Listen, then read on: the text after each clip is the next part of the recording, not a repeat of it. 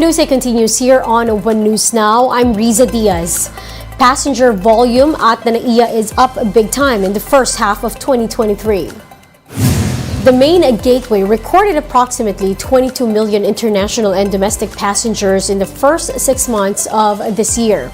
Now, this is 78% higher than the same period in 2022 and is only 8% lower than pre-pandemic levels. Airport authorities said passengers are more confident to travel again these days. Flight reassignments were also done at the NAIA to help decongest terminals. Recall that the airport was plagued with several problems this year, mostly having to do with its power supply. Some professional graphic designers have weighed in on PAGCOR's controversial new logo. The logo comes with a 3 million peso price tag and has been criticized for being poorly designed. There are also claims that it was plagiarized, which the agency denied. For graphic design veteran and Philippine graphic artist co-founder Junar Orioque, the cost for the logo seems outrageous. 3 million is too much kung logo lang talaga. Parang gawa lang ng bata. Actually, yung mga batang designer pa. Kasi parang minadali. Mayesh Endonila, who designs logos for LGUs, was also disappointed. She agrees that the logo could have been improved, especially with its cost.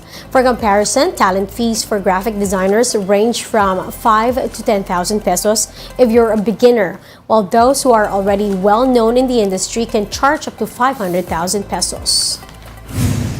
Kung pera ng taong bayan, dapat gandahan mo na rin. Walang golden ratio, oblong lahat. So, pati yung gradient.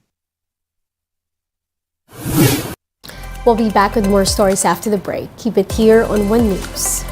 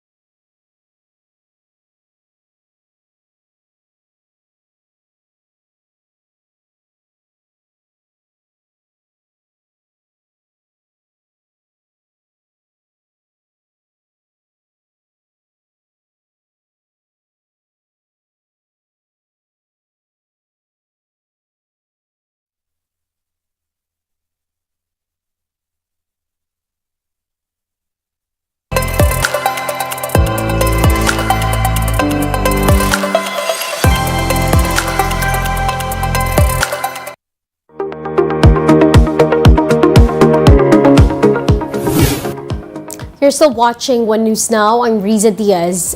Burnout, we've all experienced this, as some companies are now looking into tracking their employees' well-being to mitigate the issue.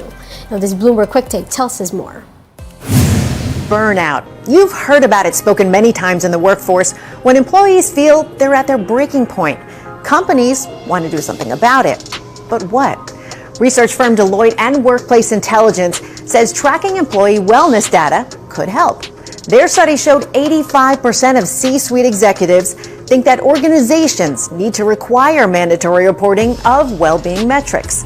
You can gauge workforce sentiment with surveys and interviews and focus groups with your workforce, but you can also look at observable proxies. So, for example, the percentage of workers that are using their time off, the amount of overtime people put in, the volume of work-related emails that get sent after hours. You could look at attrition rates. You could look at analyzing insurance and claims. While executives feel this type of data is important, only half of those surveyed think their own companies are doing enough to promote transparency.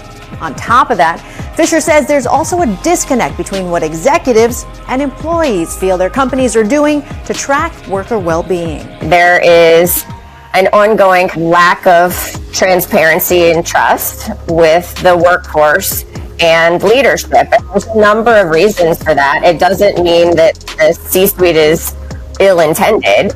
I think that they are well-intended. It's just that these types of things are hard to communicate. The Securities and Exchange Commission sees the benefit to the metrics. The regulator wants to require public companies to disclose what it calls human capital information, a worker's economic value, that could include workforce health. Investors are sort of starting to see human capital as an essential component in creating long-term shareholder value, which makes sense, right? Because when you have a fulfilled workforce, you probably have a more productive company. So you're sort of seeing companies interpret what human capital is on their own. Many firms say the information will serve as an important tool to recruit and retain talent, as it shows how the company places a strong emphasis on wellness. Now, here's a quick look on other stories we're watching. The Public Works Department is targeting to make Metro Manila flood-free in 7 years. Now, to do this, the agency will convert low-lying areas of land into catch basins for rainfall. PHIVOLCS is warning about possible lahar flow from the Mayon volcano that could be triggered by rains. So far, Mayon continues to show signs of unrest with lava slowly flowing from its crater. And Filipina vet Pauline Amelinik bags first runner-up at the Miss Supranational pageant in Poland. The crown went to Ecuador's Andrea Aguilera. And those are the top stories of the hour. Join us later at 10:45 in the morning as we continue to monitor the day's biggest stories. I'm Riza Diaz. We are One News.